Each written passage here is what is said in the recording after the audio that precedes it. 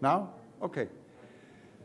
So, happy to say something about hope treatment. I see many faces which I know. So the treatment and assessment of liver grafts during hope is a topic.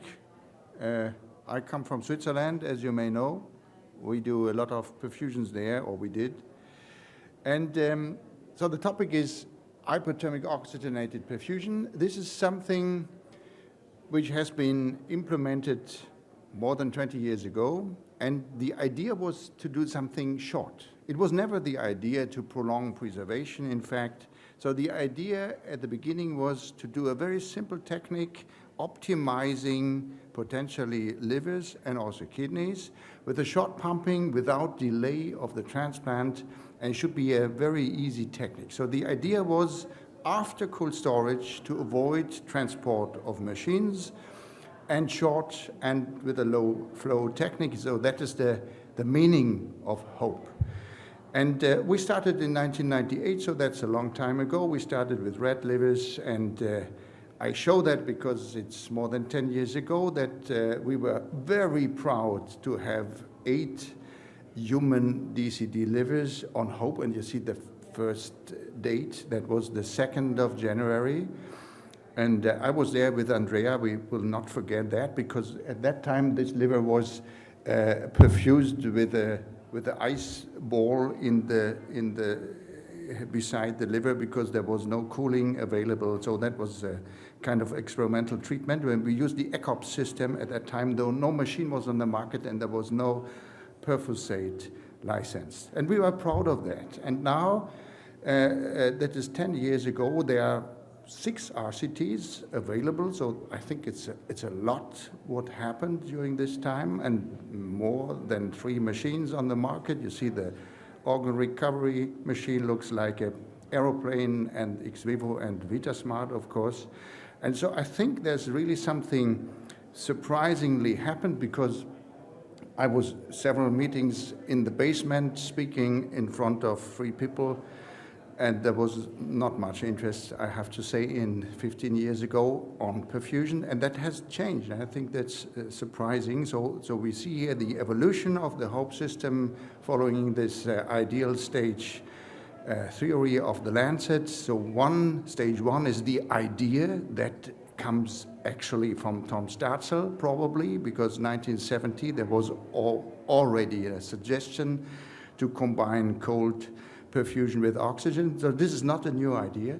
The idea, then comes the development phase that needed from 2010 to 2015, then the exploration, then the RCTs, that's now which we saw, the 6 RCTs, and now is of course the question, how is the long-term outcome? And this data is not there at the moment, and that would be ideal stage 4. So there's a lot of things happened in the perfusion field, and you see that's not only, that's the evolution a little bit, it's not only cold perfusion, so we see now normothermic perfusion, hyperthermic perfusion, normothermic regional perfusion, a lot of machines, so really a machine perfusion hype. And it may disappear, we don't know. But at the moment, I would say we still have a problem, because everyone says, I have the highest injured liver grafts. I can rescue nationwide discarded livers. I have for sure the best utilization rate. I have the best outcome, and my technique is the best. And the truth is, we have highly variable risk definitions. So it's unclear how to define, in fact, a liver which has a high risk. There are completely large differences between countries, meaning discard in UK does not necessarily mean discard in Netherlands or discard in Switzerland. This is not true, because the waiting times are different in the country, so the appetite of risk is completely different, and the utilization is very often not referred to liver offers. It's referred very often to livers taking out after retrieval, which is not correct. And the outcome is most often referred to 1-week lab data, which we don't care if we have in mind the morbidity after liver transplant is nearly more than 90%. So a lot happened after the first week. We need more data, and there's not a single comparison of machine perfusion techniques compared to other machine perfusion techniques, we usually compare machine perfusion to cold storage. So a lot of things to do for you, for the young people.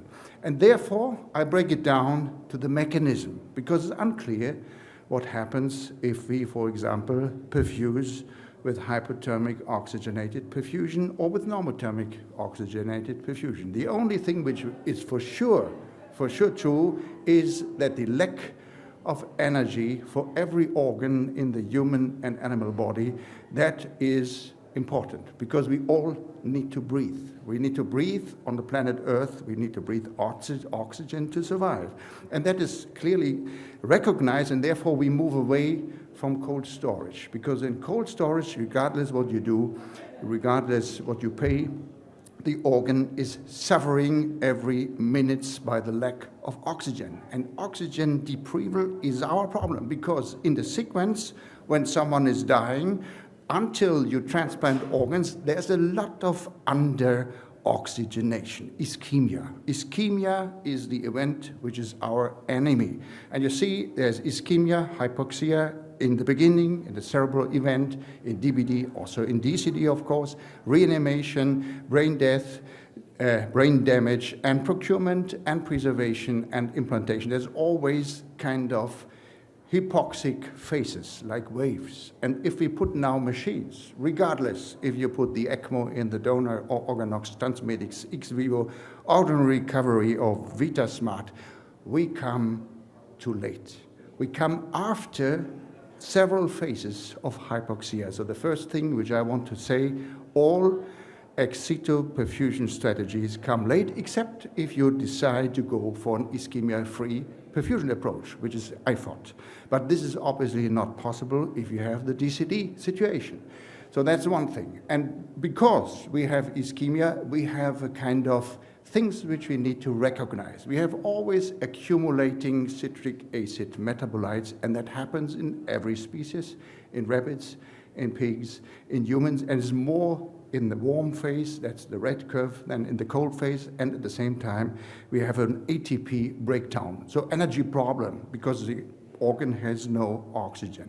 So that is happening during ischemia. Succinate, for example, accumulation and ATP deprival in every species, in every organ, and that is a problem for us.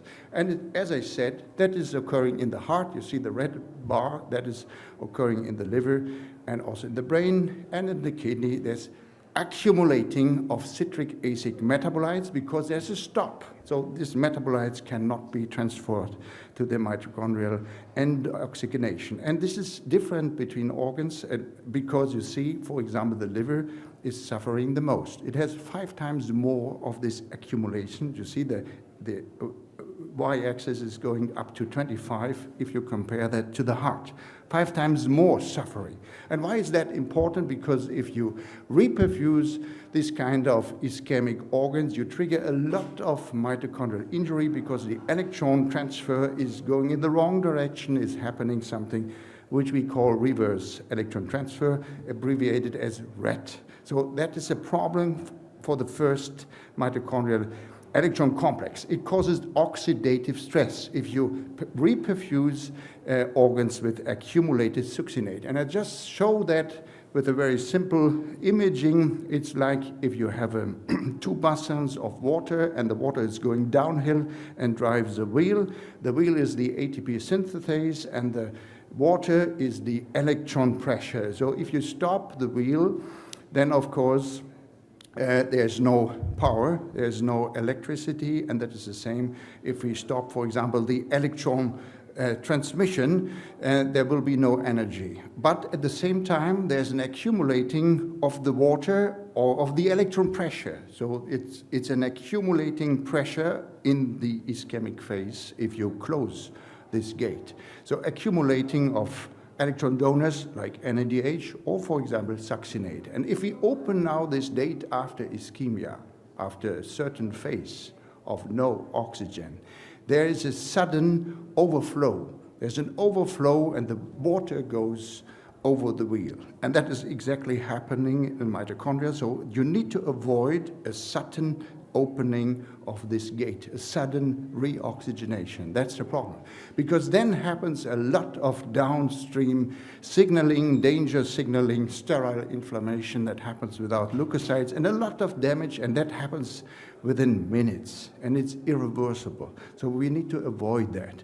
And the problem is we can obviously not avoid succinate, for example, accumulation, because that happens during ischemia, which happens in every donor process.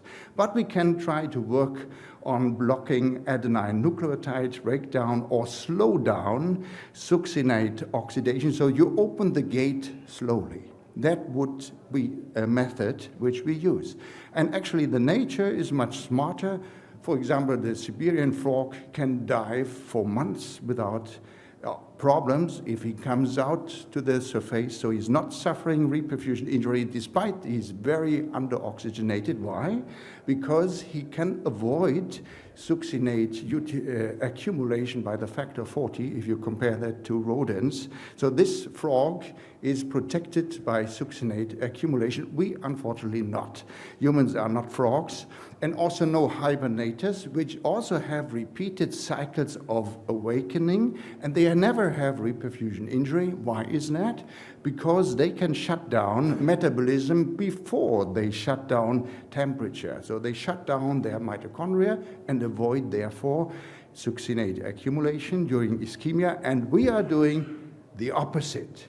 If we do preservation, we shut down the temperature before we shut down the metabolism. And that's our problem. Because in this phase, after the metabolism comes down, there is succinate accumulation, so we do the wrong thing, actually, but we do that always during organ preservation.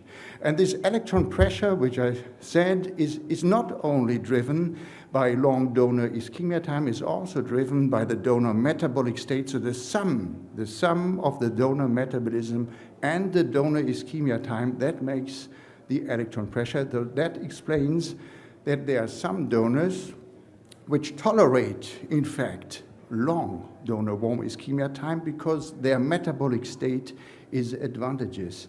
So the sum of this electron pressure is the important, and the only thing which we can do is to open the gate slowly.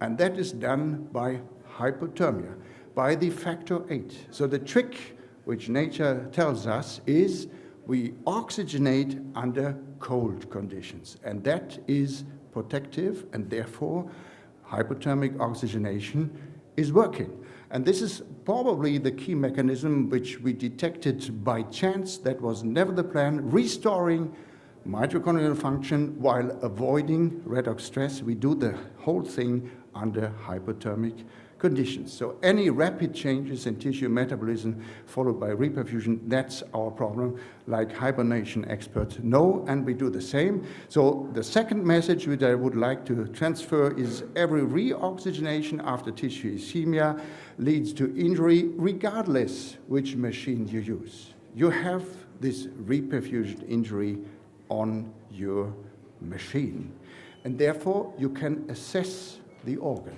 And that's a big advantage, and it's only recognized now after 10 or 15 years of machine perfusion.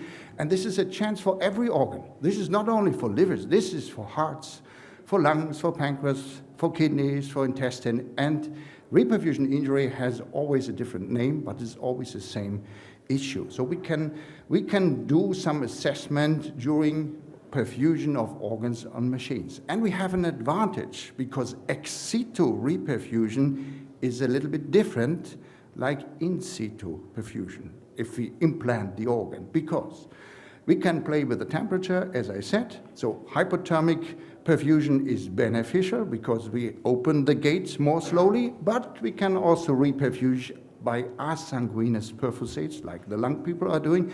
So that is the absence of leukocytes.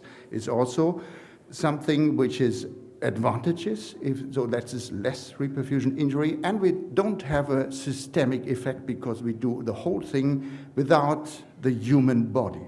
So there's no systemic dump release, and therefore machine perfusion, regardless of the machine, causes a reperfusion light.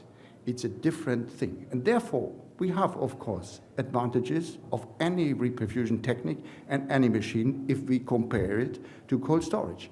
And at the same time, we can also repair, for example, mitochondria, because there's a lot of things which happen. For example, we can metabolize the accumulated succinate during cold, hypothermic perfusion, and reload the ATP like you charge your cell phone within a short time. And the effects are much more than you probably believe, because it's in fact within a small time, 1 to 2 hours, in fact, the mitochondrial reprogramming. You see the green arrows, but that happens all during 2 hours. So liver grafts exposed to HOPE, they undergo a metabolic treatment. That's the fourth method. And at the same time, you can follow this treatment by measuring substances in the perfusate, because the perfusate is recirculating, and then you can measure something. The question is always, what should we measure? And of course, it would be nice to measure, for example, the release of DNA, the release of cytochrome C, or even ATP, but that is more difficult and takes more time because you need ELISAs or proteomics or metabolomics. So something which we discovered also by chance is you measure the release of a small factor which is called FMN. This is the flavoprotein of complex 1. That's the docking site of NADH. So that you can measure. Because it's a fluorometric substance, you can send light on it in the perfusate and measure which light comes back, and that's easy. But we did that in Zurich, for example, and the question was, in the last years, can other centers do the same?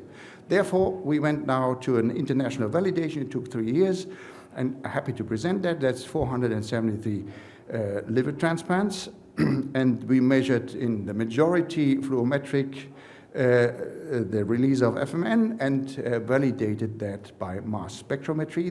These are the centers, you see them, the 10 centers. And at the left side is the fluorescence, and the right side the mass spectrometry. And so this is validated, the FMN peak. And this is also correlated, so it's correlating mass spectrometry and fluorescence. We're pretty sure that we measure here the right thing. And we can therefore calibrate and know how much microgram FMN per milliliter correlates to a certain fluorescence. That you can calculate. And therefore, we can go now to a ROC curve and show, okay, is FMN, for example, fluorescence in the perfusate predictive for graft loss? For graft loss defined by PNF or cholangiopathy within 1 year in 435 samples.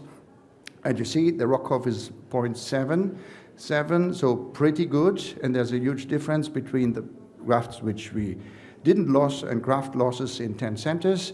And it's even better if we do for the mass spectrometry probes, which the numbers are less, because not all fluorometric centers underwent mass spectrometry, so that is working. But surprisingly, that's also working for cholangiopathy. That was always the concern.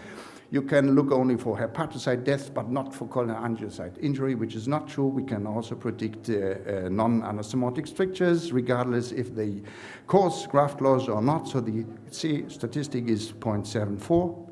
Still relatively good, and the same also for mass spectrometry, and can even calculate the prediction of kidney failure requiring renal replacement therapy. And we have also here the correlating ROC curve. So in principle, you can say by measuring this release of a cofactor of complex 1, you can say the inflammation grade of the perfused graft. And the philosophy is that this is a continuous scale. It's not a dichotomous scale where you say this is black and this is white, this is good and that is bad. It's a continuous scale of inflammation which you can measure very quickly within minutes during perfusion. And that's very informative, and I think that is new. And this continuous scale is even continuing after a certain threshold, so it is getting always worse. The higher values you measure, the more injury is in the graft. These are the discarded livers.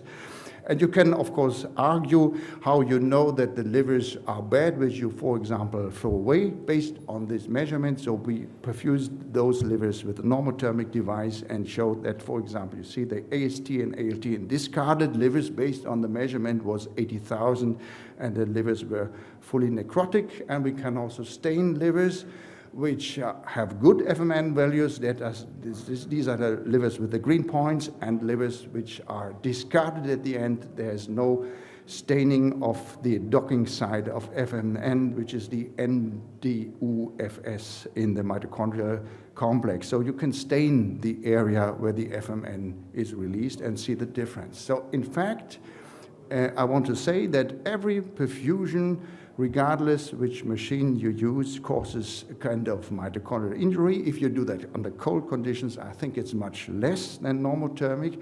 But in principle, every assessment, regardless of what you do, if you measure bile quality, bile quantity, transaminases release, lactate clearance, you measure in principle the consequences of mitochondrial injury. And if you want to measure the cause, you can measure, for example, the release of FMN.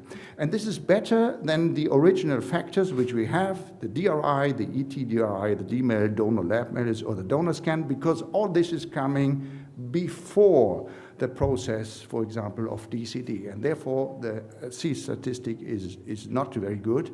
So if we want to measure after organ transport, during ex vivo perfusion, we need to measure during machine perfusion and have to recognize that all scores will not be helpful and therefore have a very low C statistic, as you see here with the bar score and with the DRI score. So they have only C statistic of 0.54 or 0.59 and are clearly less. And this is also shown in the multivariate analysis. All the scores which we have do not apply to machine perfused DCT livers, and therefore I vote for checking graft quality, for example, by fluorometric methods, which is very easy and can be done within minutes and is not very costly. So conclusion, I think HOPE repairs metabolically depleted liver grafts before implantation, and this assessment, which we can do at the same time, is an easy method. And we need, of course, comparative RCTs to come to the conclusion which machine perfusion at the end or combinations is the best. Thank you very much.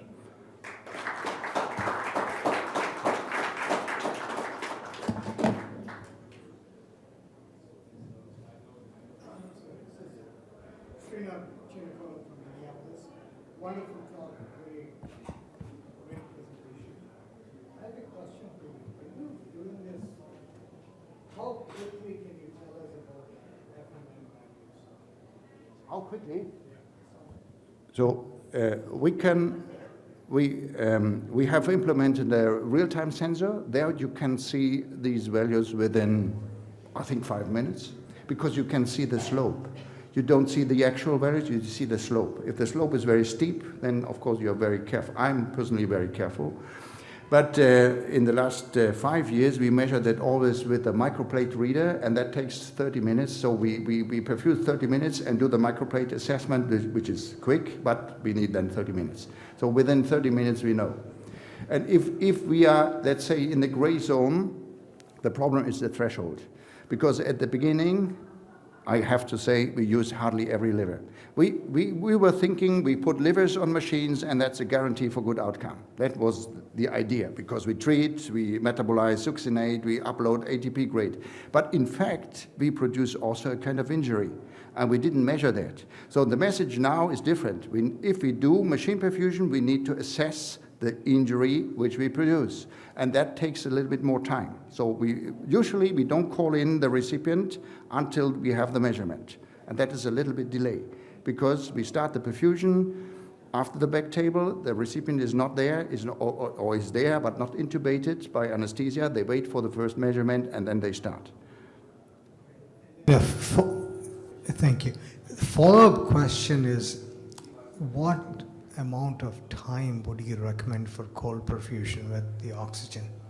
Is it 3 hours, 4 hours, 6 hours? Or?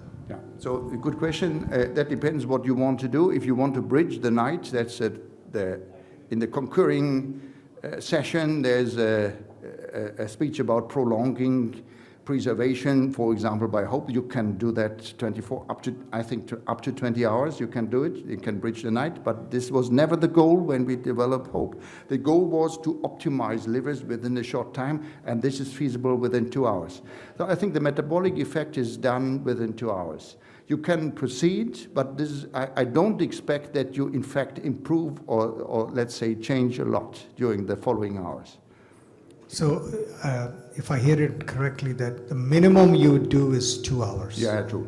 2. Mostly during hepatectomy time, and some years before, we just use the time where the liver is coming out for doing the HOPE procedure and go immediately for implant.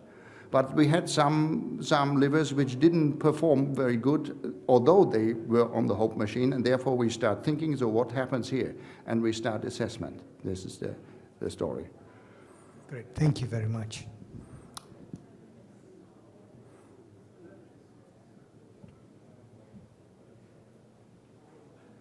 She's just saying that we have 5 minutes. No questions anymore. Anybody has no questions, is it okay to answer? Nobody else? I don't want to hog the time here. There's one question here. So I just wanted to ask, in context of upcoming microRNAs, ctDNAs, or any other biomarkers that you use or potentially would be using in future instead of FMN? Yeah, of course. So the beauty of, let's say, FMN is that we can measure that very easily.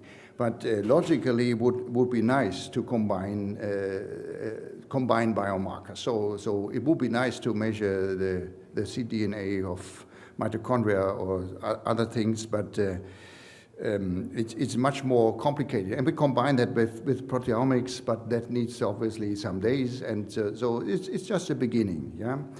And so therefore, I would expect that a lot of more things come on the market. What we did at the beginning, we started with AST, ALT, that was 10 years ago, and lactate clearance. But I actually, to be honest, I think every liver is clearing lactate until there's more than 95% necrosis. So that's at least our experience, so I don't trust these values. And you can also say we measure bile quality, like the Groningen people, but then you need to rewarm livers because the bile production is very small. So if you want to look at the bile quality, you need to warm up the liver. And what is the best is unclear. We don't have, as I said, comparison trials at the moment, so we will see that in the future. Yeah, but I personally think that the start of the injury is probably coming from mitochondria, from a biological feeling. So the reason for the bad bile flow, the reason for the change in the bile glucose and the bile pH is probably also at least starting in mitochondrial injury. So therefore, we try to measure the origin, not the consequences. For me, that makes more sense, but it's a debate. It's an open debate.